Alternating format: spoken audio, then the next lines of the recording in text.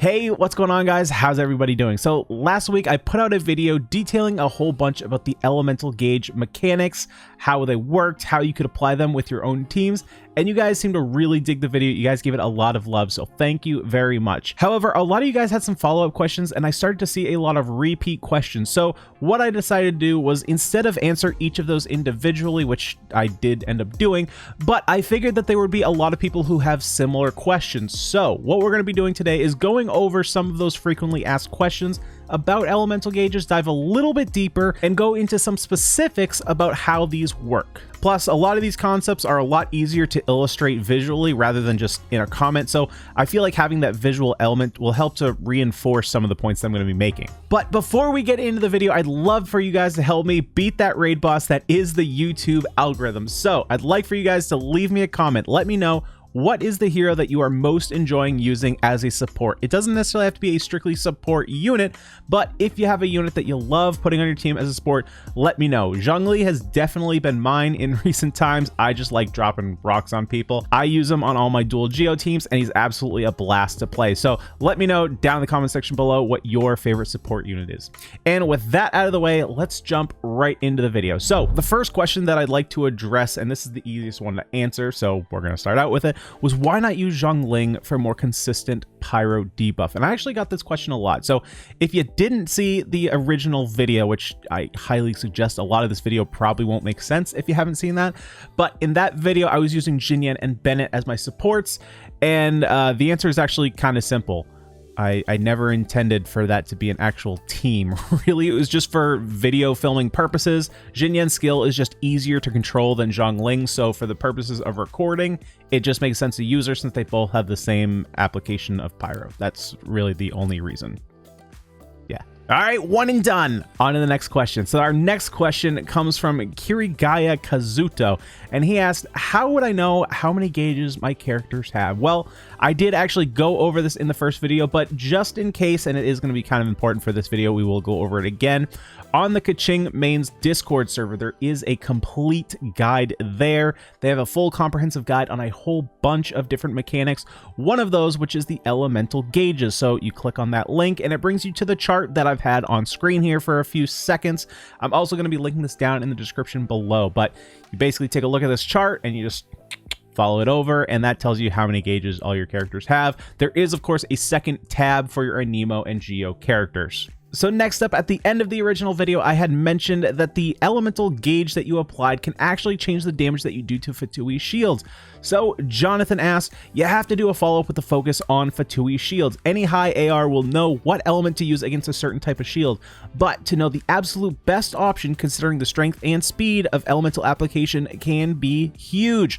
Well, Jonathan, this one is for you. So let's take a look at how gauge application interacts with Fatui shields. So from the first clip we're going to see, we can see that Diona's charge shot removes a quarter of the Electro Fatui shield. Then we're going to switch over to Ganyu, and we'll see that it removes half a shield, but both the charge shot and Bloom are actually removing a quarter. So they're still all one gauge application shots. Just because Ganyu's doing 2 in a row, she's removing half. But all these attacks are removing a quarter, and these are all one gauge applications, as I previously said. But when we switch over to Kaya, what we notice is that with his skill, we're actually removing half the Fatui's shield, and this is because Kaya does have a 2 gauge application. So we can see that with a character with a higher gauge application, we can remove those Fatui shields faster. So it's important to note that when you're having trouble with Fatui shields, like if you're having trouble with a certain floor in the Abyss, make sure to take a look at that chart that we mentioned before, and then take into account what supports you're using. You might just find that you need a hero with a little bit more gauge application to help beat those shields a little bit quicker. Next question, and this one comes to us from Pooper Dookie. Incredible name, by the way. So say I apply a 2U pyro, but it gets hit with a 1U pyro right after. Does the 1U override the 2U, or does it remain 2U since 2U is greater? Also, say I apply 1U pyro and hit it with 1U cryo, which will leave it with 0.5 cryo, because remember, when you do weak reactions, you only have to remove half of the weaker triggering reaction. If you've seen the first video, that makes sense. If I hit it with a 1U pyro, does it refresh back up to 1U? So Let's cover the second half of this question first, and then we'll bounce back to the first question because the second half kind of answers the first half. So technically speaking, for the second half of this question, yes. The thing is that it's not exactly working that way. So when you have 1 unit of pyro and you apply 1 unit of cryo, because the reaction is a weak reaction, you're only going to be removing half a gauge of cryo from your 1 gauge of pyro, which means that you have half a gauge of pyro left, correct? Actually, not so the case, because we also have to take into account decay rate, which we will be getting into later on. Technically, you're not refreshing the 1U, you're technically just reapplying the 1U. So yes, in a sense, you are refreshing that gauge, but it's not actually refreshing, you're just reapplying. Which leads us into the second, or technically first half of this question, which has to do with which order we apply gauges in. And really the point here is that gauges are not additive. So whatever the second gauge you apply is, that is the capacity you're going to have. So if you have a 2U pyro application and you apply a 1U pyro application, you're still going to only have 1 unit of pyro applied to the enemy. Vice versa, if you apply 1 gauge of pyro first and 2 gauges of pyro second, you're still going to have 2 gauges of pyro application. So whatever gauge is applied second, that is the duration in which you're going to have. However, when we're looking at decay rates, we're looking at the first application. So if we first apply 1U of pyro, then we apply 2U, we're still going to have our 2 gauges of pyro element. However, we're going to have the decay rate of 1U. This is really important because if we reference back to that first video, when we were doing quadruple melts with Bennett, that's how we were benefiting. So because the 1 gauge of pyro has a slower decay rate than the 2 gauges of pyro, technically the total 2 gauges is going to decay slower than the 1 gauge, but each of the individual gauges are going to decay faster than the 1 gauge. Let's catch up for a second. Okay, now if we take that 9.5 second gauge, but we apply it to each of the 2 gauges that were initially 6 seconds, now we have 2 gauges that are 9.5 seconds, bringing us up to 19 total seconds for 2 gauges. That's a lot of information. Hopefully you followed along with that. I hope I followed along with that. But basically it means we can extend our application if we go with a smaller gauge to a larger gauge. But the opposite is also true. So if we first apply 2 units of pyro, then go to our single unit of pyro, it's going to apply the decay rate from that 2U to that 1U application. So now instead of our final application being 1 gauge with 9.5 second decay rate, we're going to have a 1 gauge with a 6 second decay rate. So it's always much better to apply your 1U elements before your 2Us to take full advantage of those reactions. Moving on to the next question. Coming in from MC Andrew. There's something I don't get. If Xinyan applied 1 gauge of pyro, how come Ganyu didn't proc melt in the bloom? If the theory is correct, shouldn't melt also apply to the bloom because the reaction is triggered by the weaker element? And if that's the case, how come Bennett can do 4 melt reaction with 2 gauge and Xinyan can do 1 melt reaction in 1 gauge? Please explain. Thanks. Well, that's exactly what I'm gonna do. So I'll admit that this one was a little bit hard to explain the first time around because I didn't actually mention or show the charts in that video because I was trying to make it a little bit more simplistic. But because we're diving a little bit deeper, now we're going to take a look at those graphs and hopefully it will help to explain a bit better why this is exactly the case. So on this graph in front of you, we're going to have 2 different axes. On the x-axis, you have the duration of your application, and on the y-axis, you have your gauge count. For each gauge count, you're going to see 3 different lines. Each indicates that the gauge has a different decay rate. Green indicates a decay rate of 1U, red indicates a decay rate of 2U, and finally purple for 4U. So let's first try and answer the question of why Ganyu didn't proc melt off her bloom with Xinyan's skill. So we know that Xinyan has a pyro application of 1U, right? And Ganyu does as well. But because she applies a weak reaction, it means that her gauge cuts in half. So it's only going to apply half a gauge of cryo and subtract that from Xinyan's gauge. So we're left with half a gauge of pyro, right? So it makes sense that the second half, the bloom, would also remove from that half a gauge of pyro, and then we would get a second melt trigger. But in practice, this is extremely difficult to do. So this is more of a simplistic version of the chart that we were looking at before. This is simply showing us 1U and 2U decay rates. So we can see that for a 1U application, after 9.5 seconds, the gauge is going to run out. For a reaction to occur, we don't actually need the same amount of aura element, so we don't need half a gauge of pyro. only 0.1 gauge will suffice. Which means that if we work backwards and add Ganyu's first hit back onto the gauge counter, we go from 0.1 gauge to 0.6 gauge. Following so far? So when we take a look at the graph, 0.6 gauge is only 3 seconds into the decay rate.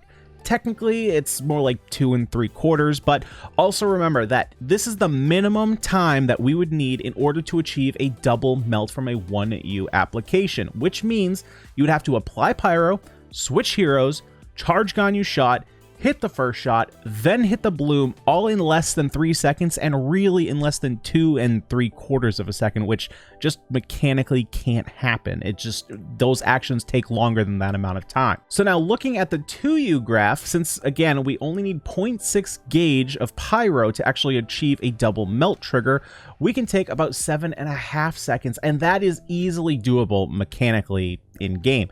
So that's why that we can do double melts with Bennett and not necessarily Xinyan.